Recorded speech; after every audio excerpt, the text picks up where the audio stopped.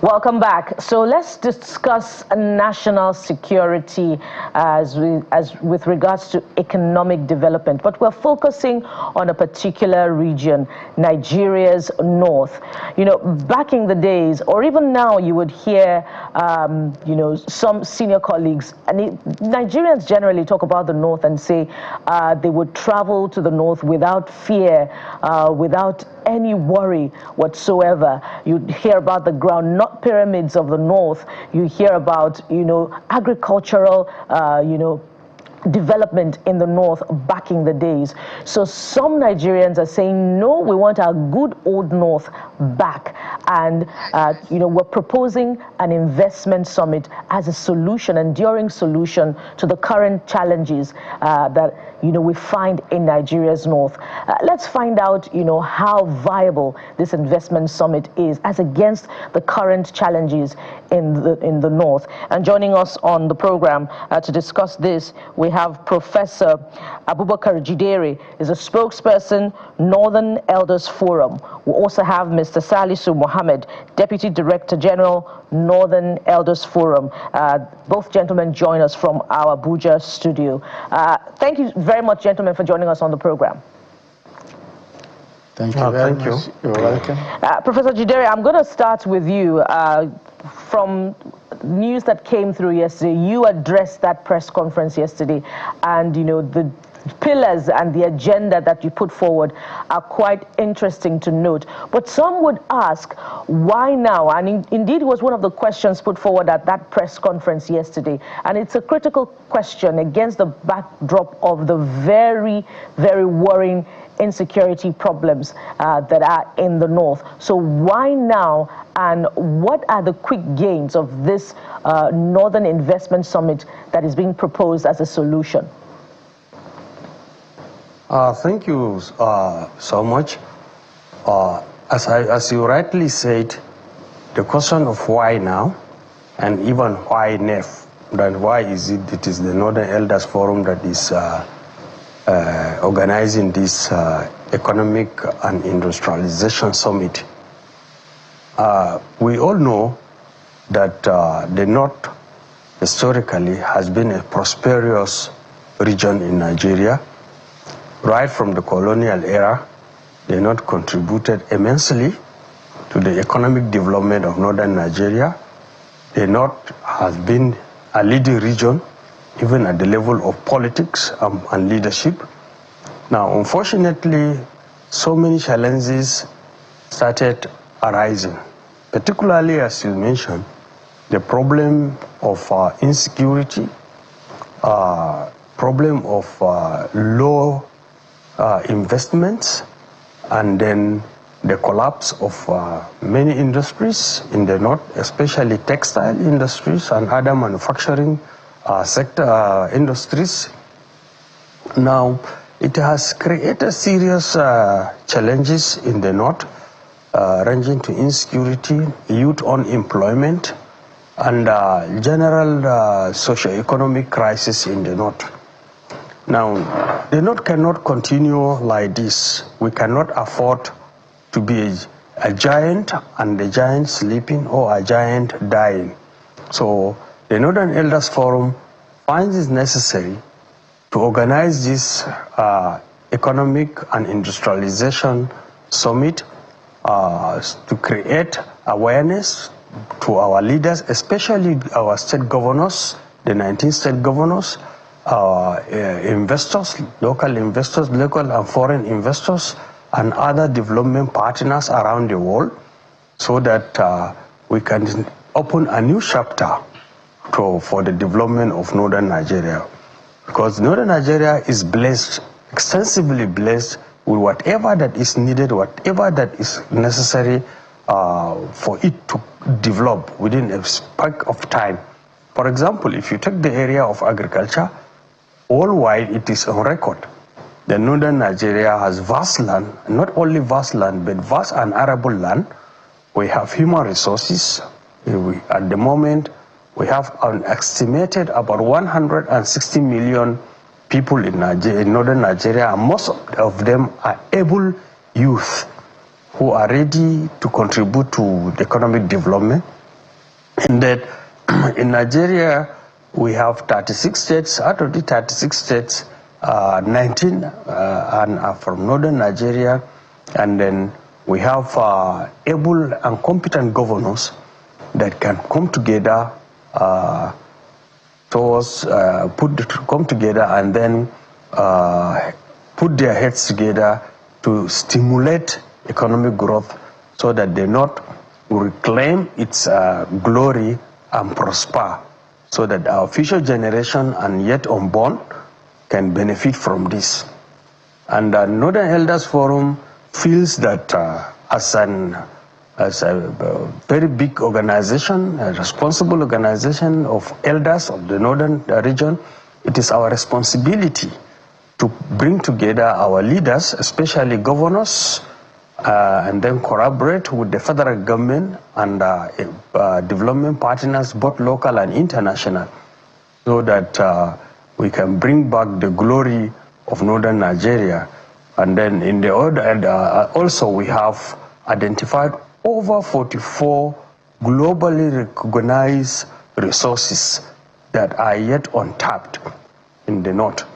And nobody has thought that these resources are so much in the north, but today everybody knows in record that these resources like lithium, oil, gas, and gold, and many other mineral resources that can be mined.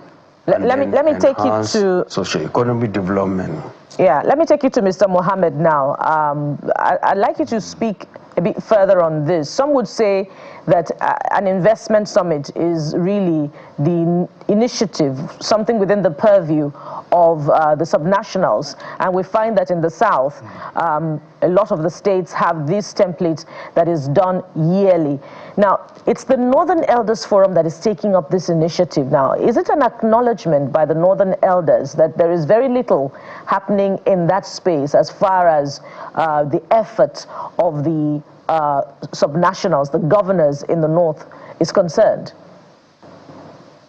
Well, thank you very much. The Northern Elders, is actually very conscious, of the responsibility, of elders, in the society, and has galvanized the initiatives, coming from the elders to channel this as part of our own contribution for the leadership, in the northern part of the country, particularly at the level of the governors, to really see this as our own patriotic contribution to how they can be assisted to really have a kind of, productive, environment that will see northern Nigeria solve, its own problems, by itself,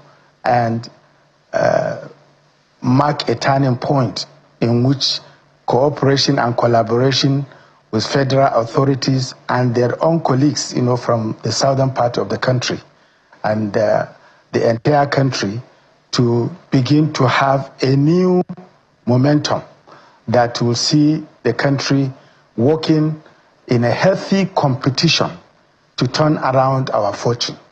And you see that these collaborations, have actually started, with what happened between Kebbi and Lagos, in the area of rice production, in which, a product, that became known as the lake rice, was actually initiated. This also promoted other kind of partnership between Gombe State, and River State, in other perspective. The federal government has also assisted, a number of states that has set up, a kind of industrial park, in Gombe. It is coming on very, very strongly. Very many other states, Jigawa, for instance, is initiating, other kind of activities, relating to empowerment in the education sector. In Taraba State, we have seen what the governor has done, going to really invite, investors locally and internationally to kickstart, a new elan, in the economic sector. So we felt that the time has come in which really we need to really concentrate on economic, regeneration that will turn the fortune, of the North to reactivate, our industries, many of which are actually in a very serious state, of decline. And this is not helping matters with regards, to the social climate that we are seeing everywhere. Our youth in large numbers that are leaving tertiary institutions are not being able to be absorbed by these factories and industries that have actually gone down.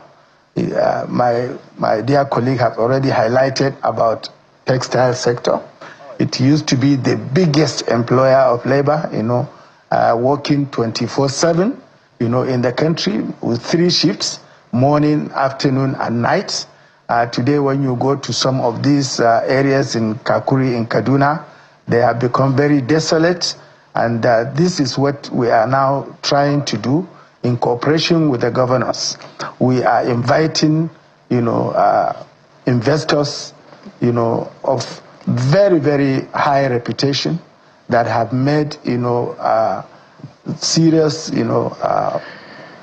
mark in that area to come in and have a handshake. Yes, I think that point you've made very clear. Just like my colleague alluded, my father grew up in the North. And when I was very young, he always speak of how the North was, how he traveled. In fact, he schooled in Kara Namoda. And so I dreamed of schooling in the North at some point in my life, but that did not get to work. But I've visited some states in the North and all of that. So, but because of the timing of this, this meeting, this gathering, some would say perhaps there is a motive, a political undertone. So speak to that. Some would even ask, who is bankrolling this forum to start with?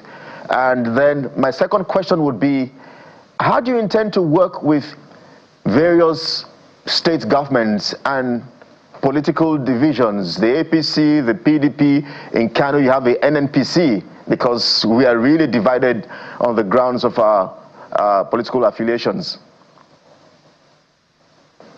Well, the Northern Elders Forum is a non-governmental, non-profit, non-partisan, organization. Our activities are fully funded by voluntary donations and contributions and subscriptions from our members. We run our activities purely, from these sources, and we are doing so in a very open and accountable manner.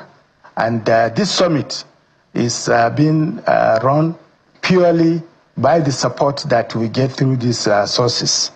Our books are open, and over the years we have demonstrated, our integrity. All right. And it is our own commitment to continue doing so. We also invite, you journalists to scrutinize our own, sources. All right. So, Mr. Mohammed, we will do that. We will do that. So I need to squeeze in as many questions as possible as we are beginning to wind down our conversation. But let's take the conversation to Prof. Now, Prof, when you look at the current state of things in the North, confirm for us where exactly you are resident in this part of the world, in this part of the country, and if there is a resurgence of insecurity or insurgency and banditry activities where you are. Actually, this is one of the major challenges facing the North, but record has shown that the government has done a lot, and the government is on it. For example, in the Northeast and North Central, the issue of insecurity has been tackled significantly, though we cannot say completely, but it has been tackled significantly. And even in the Northwest, of recent, the state governors, particularly Niger State Governor and Katsina State Governor, in fact, almost all the governors in the north and in the region are doing their best. Kaduna State Governor has taken a very good step towards taking both kinetic and non-kinetic strategies in solving these insecurity issues.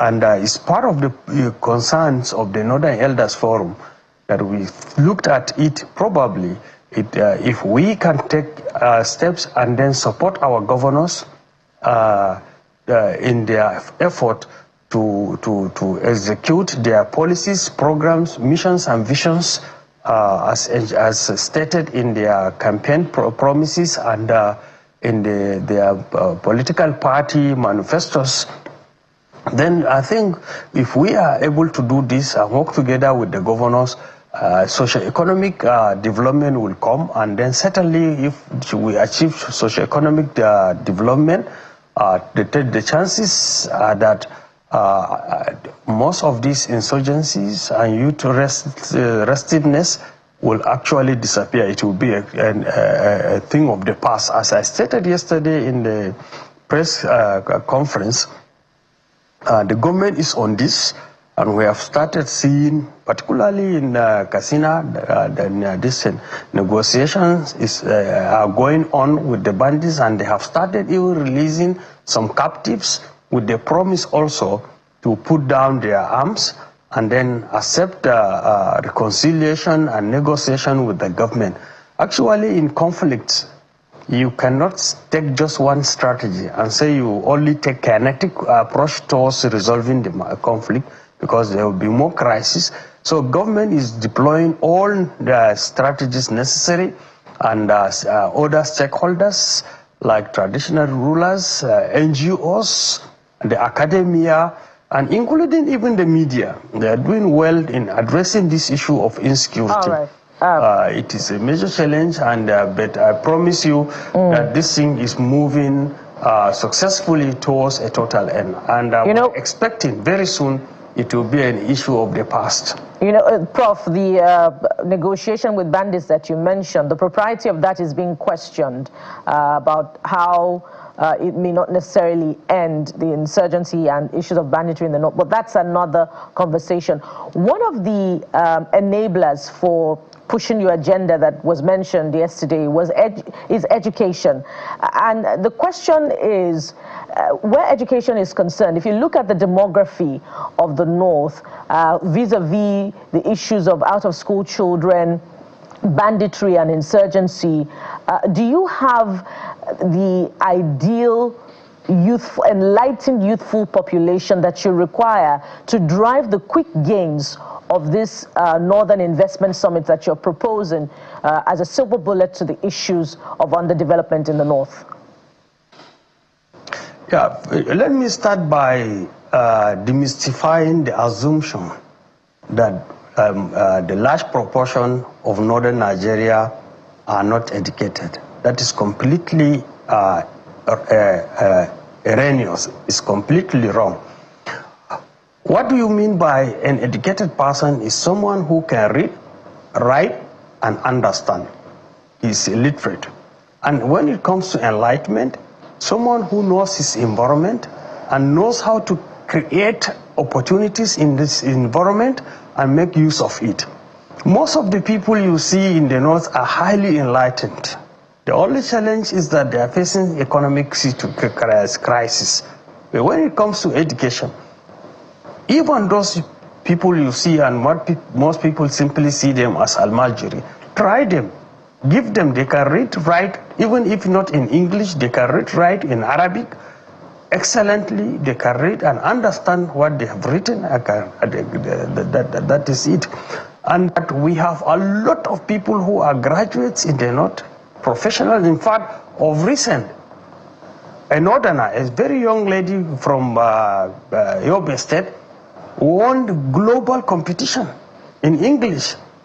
And she won the global competition not in Nigeria, not in the North, outside Africa, in the areas where we say is English-dominated part of the world. So you see, the North is actually well educated. The only problem is we are facing economic problems, and that is why the Northern Elders Forum have seen that, look, our governors are doing their best. Every politician has his own mission and vision, and every political party has its own manifesto, but they need to be supported. They need to be encouraged. They need to have partners. We need to also help them get a development partners so that they can revive the glory of the North and then establish economic prosperity for the benefit of future generations. Indeed, bringing back the glory days of the North would be a collective joy for Nigerians. We must anchor the conversation at this point, and thank you very much, gentlemen, for coming on the program. We've been talking with Professor Abubakar Jidere, spokesperson, Northern Elders Forum. We've also had with him Mr. Salisu Mohammed, the Deputy Director General, Northern Elders Forum. Thank you very much, gentlemen, for your time on the program, and you have our best wishes on the coming summit. Thank you very much. So much. You're most welcome. Yeah. There's more information coming for you, of course, with insights on the GDP growth rate that Nigeria has now recorded, 4.23%, according to the National Bureau of Statistics. What does this mean? Stay with us for details. We'll be right back.